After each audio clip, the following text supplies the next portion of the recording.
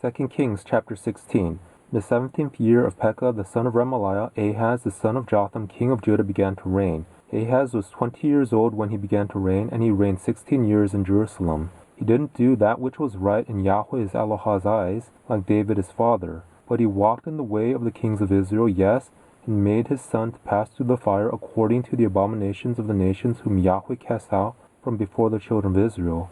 He sacrificed and burned incense in the high places, on the hills, and under every green tree. Then Rezin king of Syria and Pekah son of Remaliah king of Israel came up to Jerusalem to wage war. They besieged Ahaz, but could not overcome him. At that time Rezin king of Syria recovered Elath to Syria, and drove the Jews from Elath, and the Syrians came to Elath and lived there to this day. So Ahaz sent messengers to Tiglath-Pileser king of Assyria, saying, I am your servant and your son. Come up and save me out of the hand of the king of Syria, and out of the hand of the king of Israel, who rise up against me. Ahaz took the silver and gold that was found in Yahweh's house, and in the treasures of the king's house, and sent it for a present to the king of Assyria. The king of Assyria listened to him, and the king of Assyria went up against Damascus, and took it, and carried its people captive to Kir, and killed Rezin.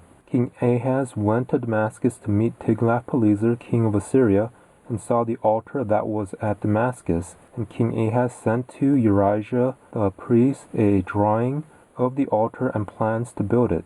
Urijah the priest built an altar according to all that King Ahaz had sent from Damascus, so Urijah the priest made it for the coming of King Ahaz from Damascus. When the king had come from Damascus, the king saw the altar, and the king came near to the altar and offered on it. He burned his burnt offering and his meal offering, poured his drink offering, and sprinkled the blood of the peace offerings on the altar. The bronze altar which was before Yahweh he brought from the front of the house, from between his altar and Yahweh's house, and put it on the north side of his altar. King Ahaz commanded Urijah the priest, saying, On the great altar burn the morning burnt offering, the evening meal offering, the king's burnt offering, his meal offering, with the burnt offering of all the people of the land, their meal offering, and their drink offerings, and sprinkle on it all the blood of the burnt offering, and all the blood of the sacrifice, but the bronze altar will be for me to inquire by.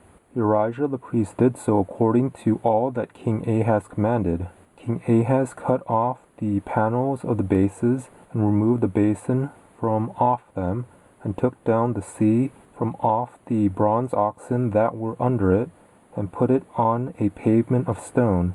He removed the covered way for the Sabbath that they had built in the house, and the king's entry outside to Yahweh's house, because of the king of Assyria.